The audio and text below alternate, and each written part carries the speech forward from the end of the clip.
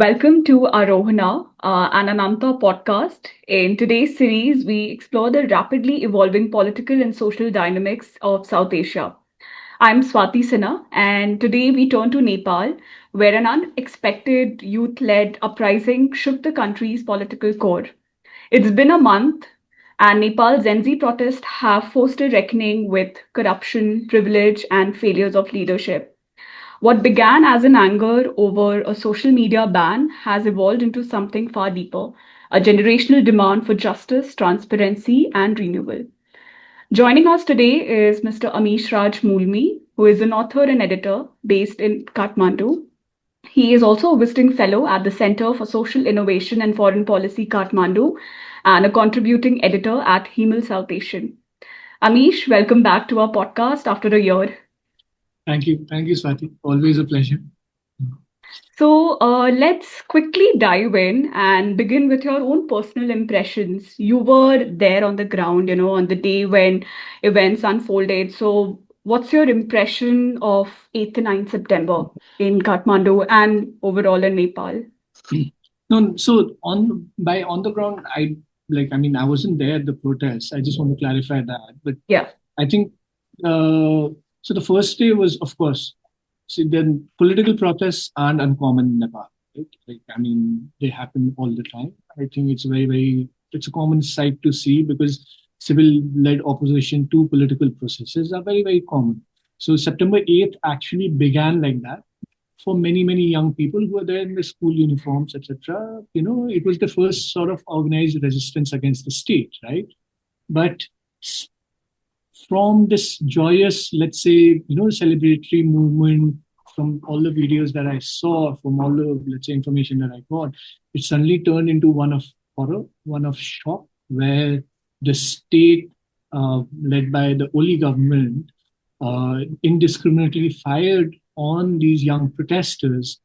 And this was unprecedented. This was while we have had killings and protests earlier, especially in the Madhya, to fire at younger protesters with live ammunition. I think that really shocked everyone, and not just the younger people. I think everyone. And on 9th, the scale of police brutality, the scale of government repression, I think really enraged everyone, and there was a sense of rage. There was a sense of palpable sort of like frustration at what was happening, right?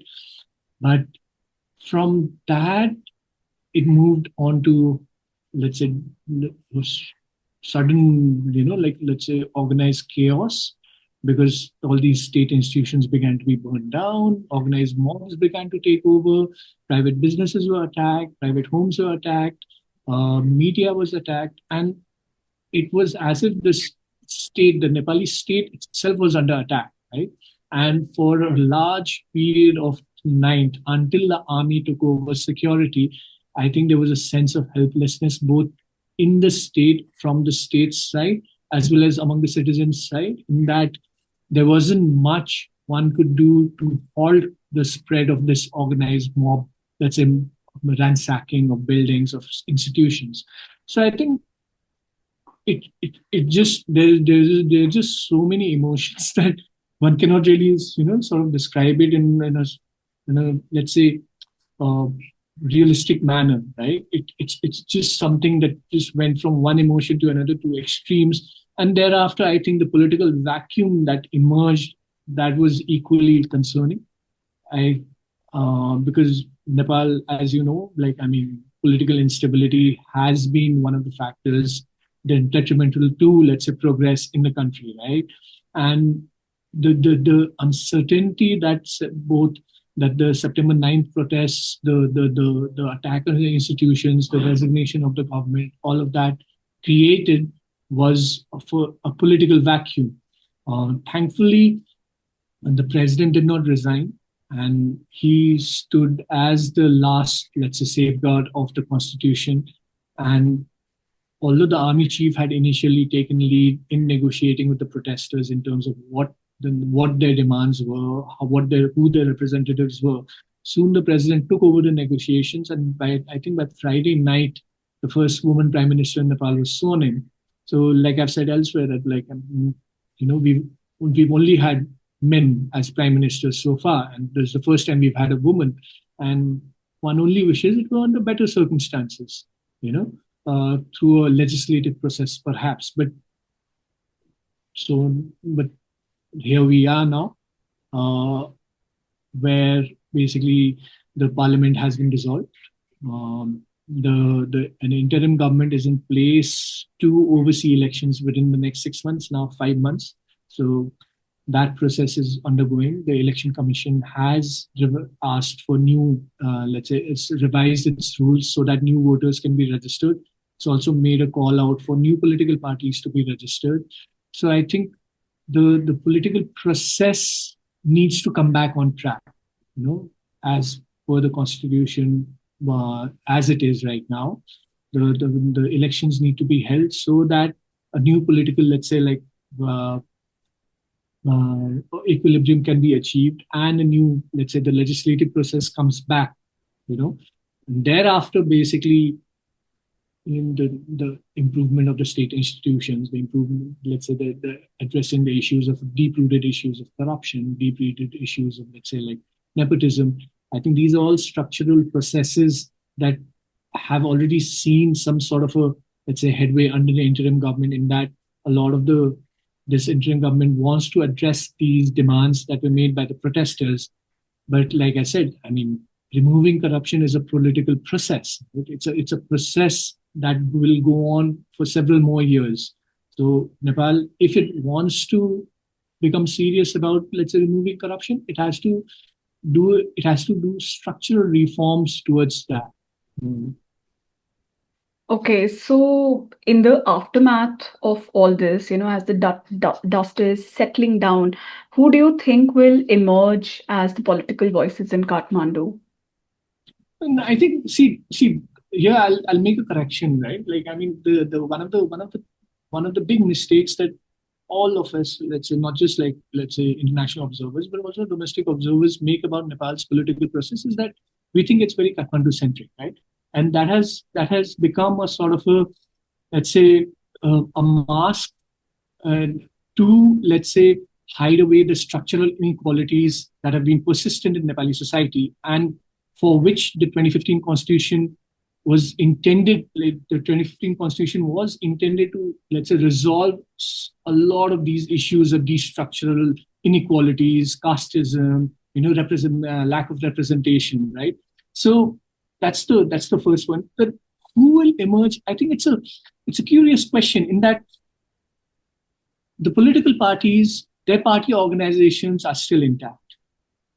The leadership is delegitimized. The political parties themselves have been sort of rejected by the youth, but the party organizations remain intact. Having said that, the parties are not, let's say, creating a conducive enough environment for the geriatric leadership to retire. Now, this had been a demand before the protests as well. Within the internal parties, there had been a lot of discord around, basically, switching leadership, around bringing in new leaders within the party. But I think that process will get accelerated now. We may see younger, I wouldn't call it, I mean, compared to the geriatric leadership, everyone is a younger person, right? But I would say the second rung leaders, the third rung leaders within these political parties, they will certainly have more of a voice for sure. But on the other side, I think among the protesters, among the Gen Z, so this monolithic term that is being created called Gen Z, right? We've seen a couple of individual voices. We've seen a couple of individuals emerge as, let's say, those who are negotiating with the president, or those who are negotiating with the prime minister right now. They're stepping up as, let's say, the Gen Z leadership. But I think the mistake that we make is also that we are considering the Gen Z as a monolithic group. I think there are very many diverse voices. For instance, the other day I was speaking to someone, on a panel with a young activist from a Tharu activist, right, from the plains. And they had a very, very different take on the issue than Kathmandu-based younger people, So I think we have to be careful. We have to be mindful about this urban-rural divide. I think we have to be mindful about the majoritarian voice versus the minority, the marginalized voices within the younger, let's say, population groups as well as the larger Nepali population. I think some of the, let's say, tendencies that we as older Nepalis have carried, in terms of, let's say, our structural inequalities have carried forward to the younger people as well. And we can see that that's quite evident. So my hope is certainly that we see more diversity in terms of representation, in terms of the political leadership that emerges. I think definitely a younger leadership, but equally a leadership that is open to new ideas. And that's my hope, at least. Let's see. Um, And amid all of this, what has been Mr. KP Oli's stance or response? I mean, it's been quite shameful.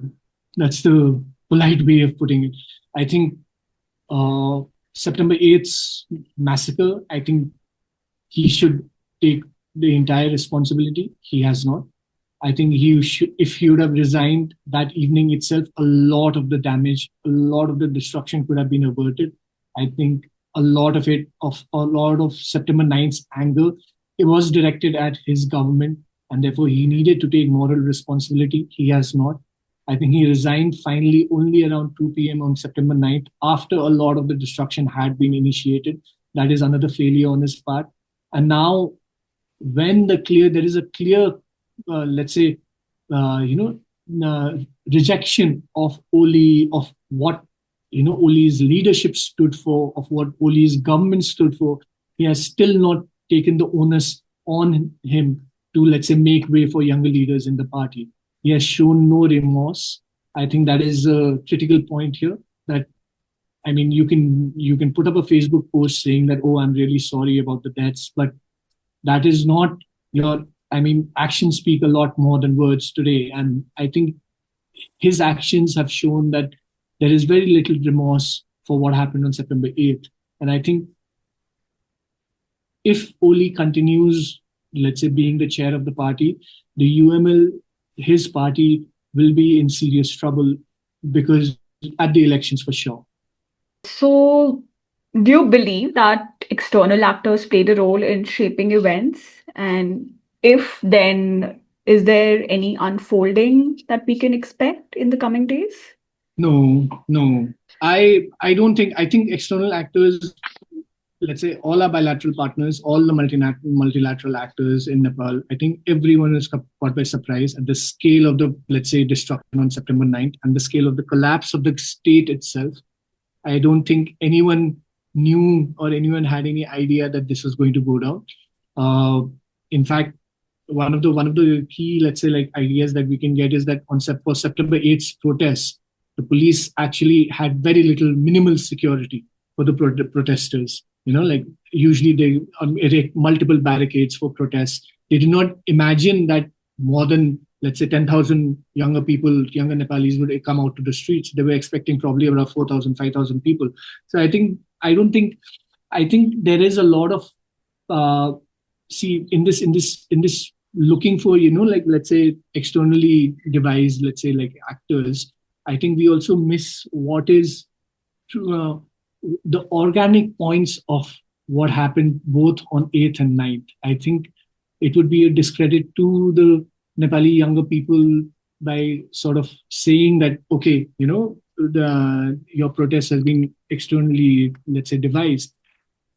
I would argue that there was a lot of organic growth in the protests. I think there was a lot of, you could see that, like I said, the rage at September 8th was just palpable. I mean, I do not know a single person who was not enraged by the events of 8th. And this is including political actors, this is including, let's say, bureaucrats, all of them, right? Everyone was angry at what happened on 8th. What happened on, what we can definitely argue is that on 9th, we saw an infiltration of the, let's say, the younger people's peaceful movement by actors who wanted to destabilize the state.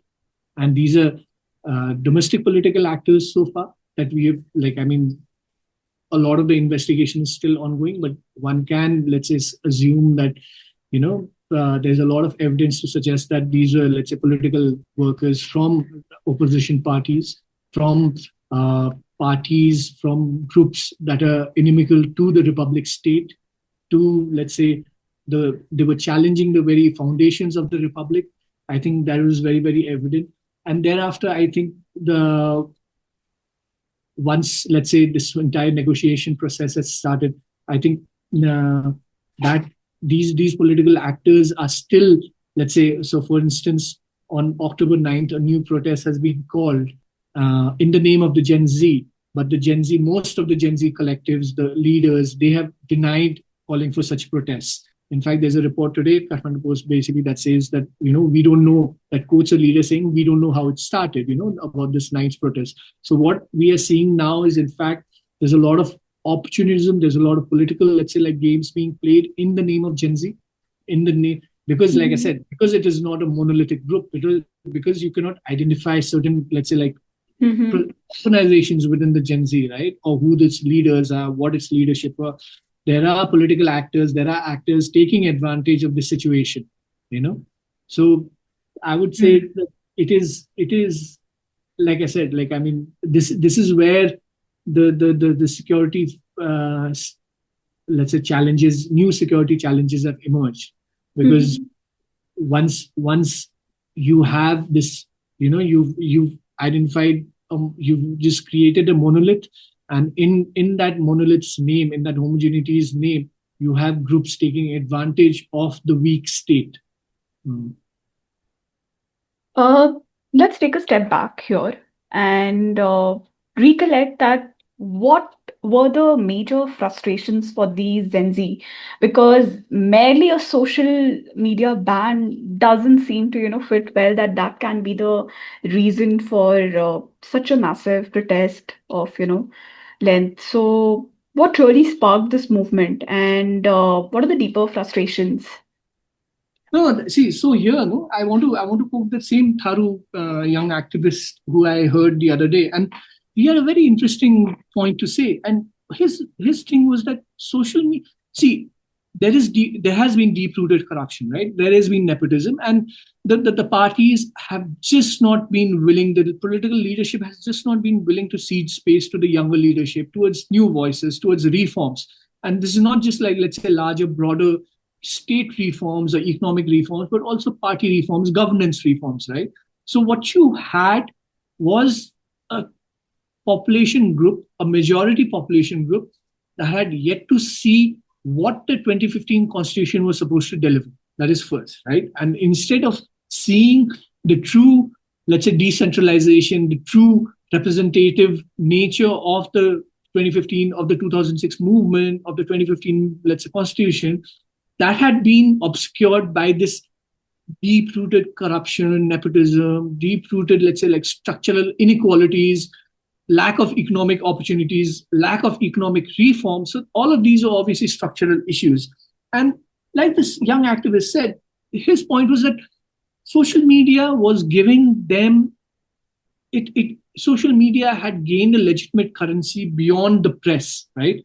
The mainstream press has been seen to be, it's compromised. It is like, in the sense that they've been co-opted by the parties, they've been co-opted by the state. And thus, this is one of the unique points of this 2025 movement, in that until now, the press in Nepal, the Nepali press, was seen to be on the side of the protesters. Every protest, every revolution so far, from 1950 onwards, right? The Nepali press has always been seen on the side of the protesters, the anti-establishment press. This is the first protest in which the press has been seen as pro-establishment. So the social media gained a legitimacy that was beyond this press, like beyond this mainstream media. That is saying. And the second, and this is, I'm quoting him, he says that once the ban, like before the ban, right, they hadn't found any space to talk about these deep structural issues except for social media. Social media afforded them an anonymity. Social media afforded them a, let's say, community, right?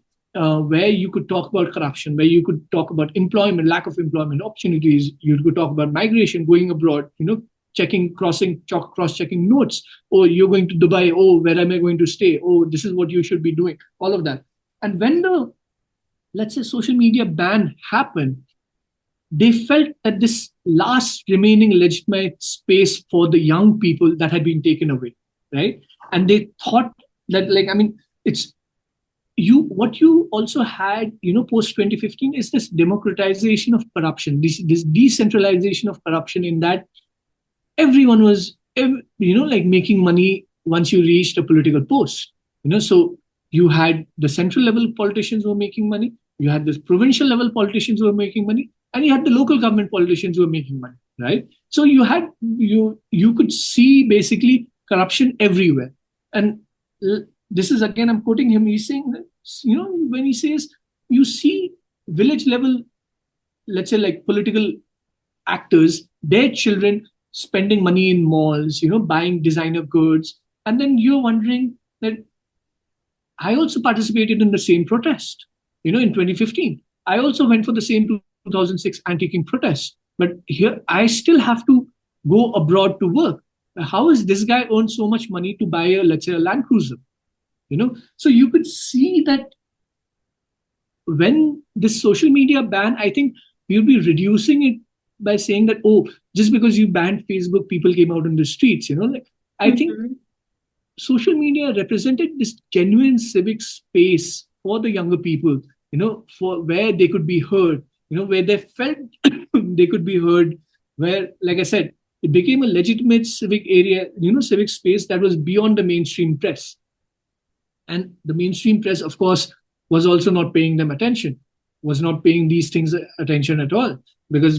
And this is the, let's say, the discord that is happening, there's a subtle pun on that word as well, because as we know, our first woman prime minister was selected via a discord poll. But Correct. There is a discord between the way the global younger Nepali, is thinking that now the internet is a great equalizer, right?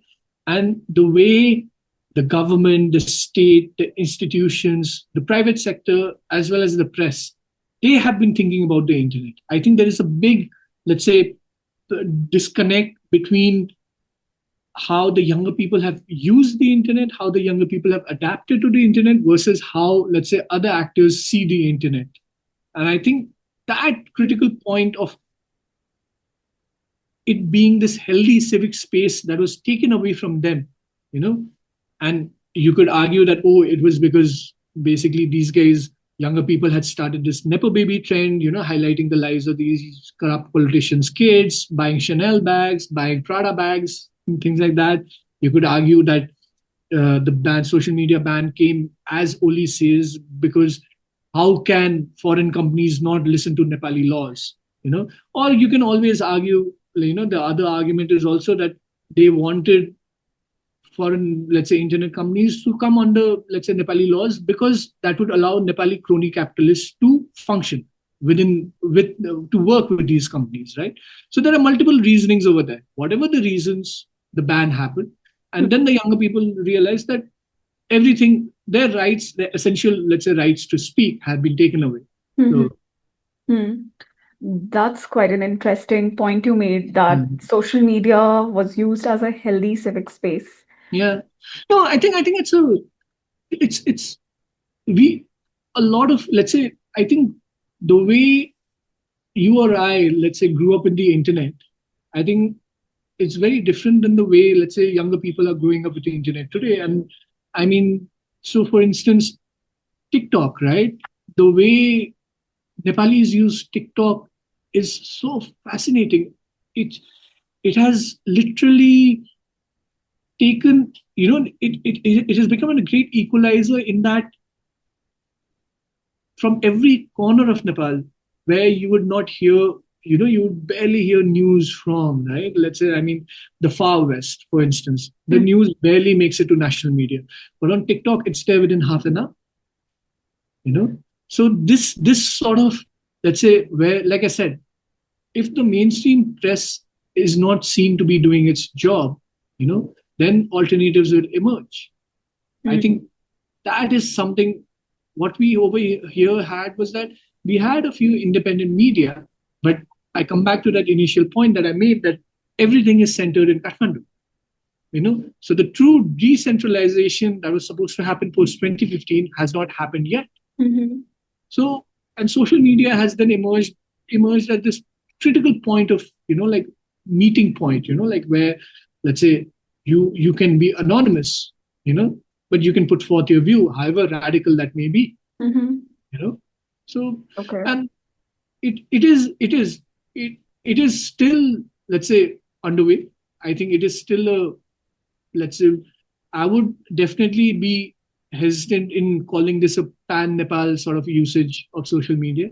I think there is still a urban rural divide. There is still a wealthy non wealthy divide in the use of social media, in the use of data, all of that. But I think a lot of these points that have emerged, like I said, I mean, one of the greatest things, you know, and of course, it is the state's failure, is that the Nepali today is a global Nepali. We have diaspora in more than 130 countries. We are like, I mean, we are electing Nepali politicians in Australia, in the UK, perhaps in the US as well. I think a New York councillor is a Nepali. So you can already see that the Nepali diaspora is massive. And this includes not just people who settle in the wealthier countries, but also people who go out to work as labor, and internet becomes the critical point of contact. Internet is where people are sending money. Internet is how they're keeping in touch over festivals, over, let's say, functions, weddings, let's say, engagements.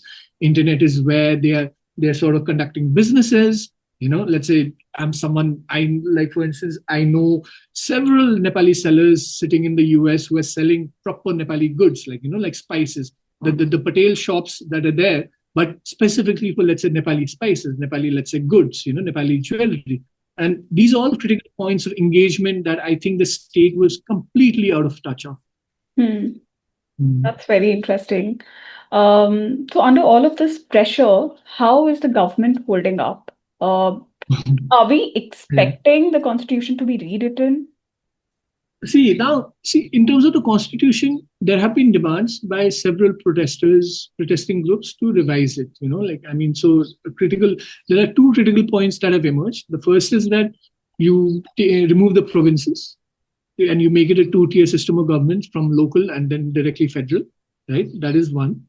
And the second is to have a directly elected prime minister, directly elected head of state. So you remove the president, you remove the vice president, and the prime minister is not elected by the legislature, but somewhat like the US system, right? My issue with both is more fundamental in that, see, the 2015 Constitution, like I said earlier, it's a consensus document. It's a document that was arrived on consensus after negotiations with multiple groups over multiple years. So it's a very, very fragile document anyway to start. It was fragile. A lot of people remember that in 2015, when the Constitution was promulgated, there were massive protests in the Madhya, and nearly 50 to 60 people were killed by the state at that time in the Madhya as well, right? Protesting people. So you have a Constitution that started this journey in blood, right? But over time, it has also become this critical document that has enough leeway for someone like a C.K. Rao, who was a secessionist, to be included into the political mainstream, to come into the political mainstream. So I think this constitution is flexible enough in that manner. The second is that if you remove provinces, I think the Madhes, the plains would see a lot of discord. I think they would be seriously contested. I think that would be a greater challenge than having provinces as is. Now, the argument that is made is obviously that the provinces are not working. But the counter argument that I want to provide is, why haven't they worked? They haven't worked because, like I said, the decentralization process has not been initiated. Provinces are supposed to raise their own taxes. Provinces are supposed to raise their own administrative force as well as the security force. All these three have not been allowed to go ahead. And provincial chief ministers have consistently sort of like contested these with the center, but the center has more and more continued to hold power within itself. So for instance, right now you have a situation where there's something called a CDO, which is the equivalent in India as a DM, right? The district magistrate. A CDO holds more power than a provincial chief minister in Nepal today. So how did this, let's say, decentralization not happen? That is my thing about provinces. Second bit about directly elected prime ministers. I mean, on paper sounds great, everything. Oh, you can have your directly, let's say, like, but A, what is the mode of recall, right? And B, imagine a situation where we had a directly elected prime minister like KP Oli, So what a directly elected prime minister in, let's say, a centralized political power system like Nepal currently does is that autocracy is a very, very natural outcome. So that's my thing, right? Now, in terms of the interim government, like I said, their job is to hold elections, right? Now, for the elections to be held, it has to be legitimate dialogues with the political parties as well as other stakeholders, including the Gen Z protesters. I think the Gen Z protesters, the next step has to be becoming organized along a political party, because that's the only way that you can change the political culture of the country, right? Of the system, the political system, let's say, like, not the system, sorry, the political culture that is prevalent, right? Of corruption, of nepotism, of geriatric leadership, of hierarchies.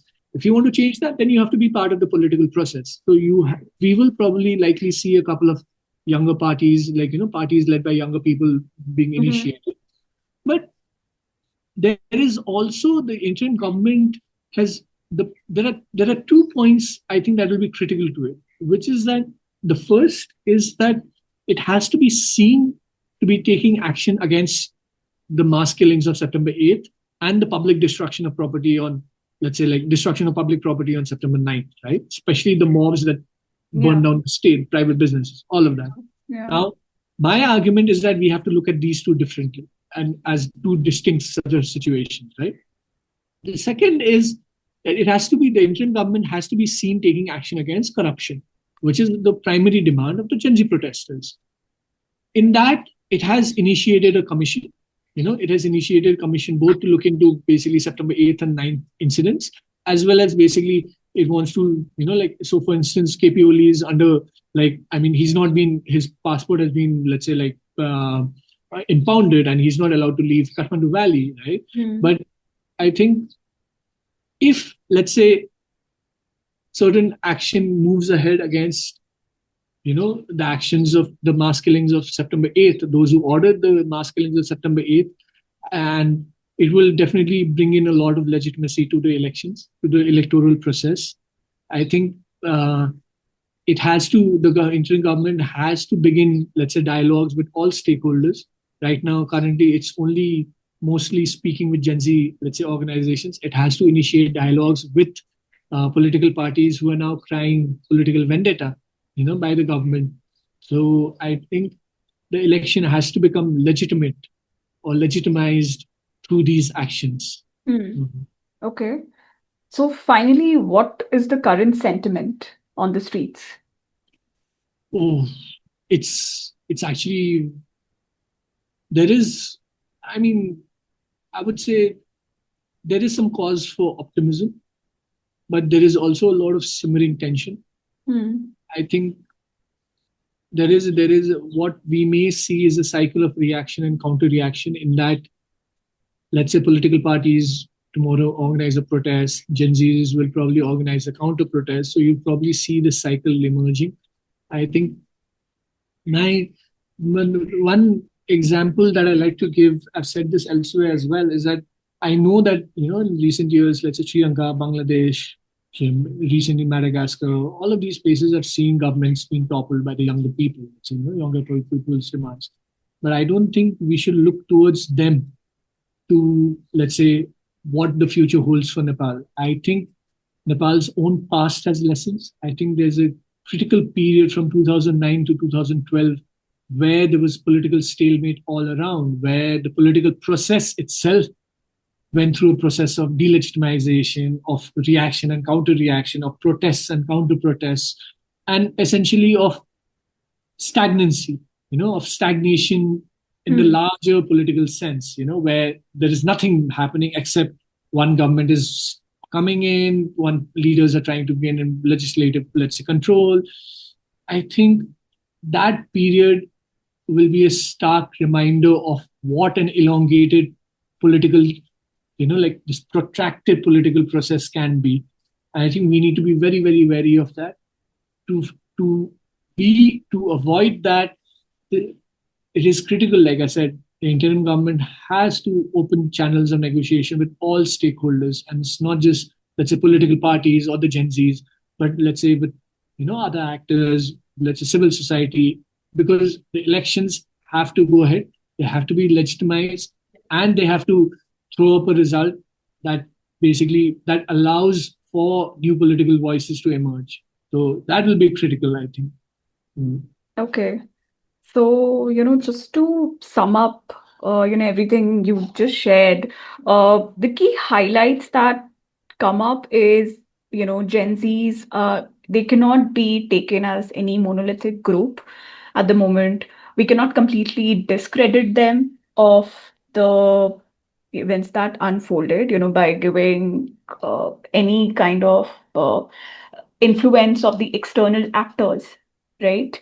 And you also shared a very important, interesting point that social media was a legitimate civic press used by the Gen Zs, not just to express their ideas or thoughts, but to, back it up with any, radicalized views that they were sharing. So that's a very, very powerful image of a generation that is refusing to retreat and Yeah. that they're going to stay, and that one has to not take them easy is what Yeah. we can, yeah. No, I agree. I would actually add one more point is that, I mean, this is not the first time a government has been, toppled in Nepal, right? Like we've done it in Absolutely. 1950. We've done it in, Absolutely. I mean, the king did it in 1960. We did it once again in 1990. We did it in 2006. We did it in 2025. Hmm. Every time it has been the young people who have been at the forefront of the protests. Now, the same young people have become older people. That's a separate thing, right? Mhm. And for instance, Shirbadu Deva was there in 1990 as well, and he's still around, right? So he's like, I mean, KP Oli has been in politics since 1970s. So you can see that there's a long shelf life for Nepali politicians. Right. This generation has to be careful of that. Hmm. If, let's say, political reform is to be achieved in Nepal, like I said, I think any corruption is a governance issue. It is not a legal issue. It's an issue of governance. It's an issue that requires structural reforms in the way the legislative slash executive processes of Nepali state work. You know, unless those processes are corrected, unless those processes can be reformed, corruption will continue. Hmm. So the younger generation today has to be careful of what its goals, let's say in terms of, let's say, larger goals around corruption, larger goals around transparency, around accountability, and and the key question over here is that this younger generation also should not fall prey to the same impunity that previous, let's say, political actors or political generations have fallen prey to. Impunity is widespread in Nepal. You can still Right. see it happening on the ground. You can still see it. I mean, one of the big reasons why corruption was so widespread was because there has been complete impunity around it. Hmm. I think that process of impunity has to end, and Hmm. this requires reform at every level. Of course, I mean, you have political and, let's say, economic reforms, of course, but also social. I think if the party systems encourage nepotism, social hierarchies, if the party system encourages the casteism that is prevalent in Nepali society to kind of go on, Hmm. you come back to you come to the same problems, no? Hmm. Mm, Thank you, Amish, for sharing your my insight. pleasure. Mm, With that, we conclude today's podcast and hopefully we'll see you again. yes, for sure.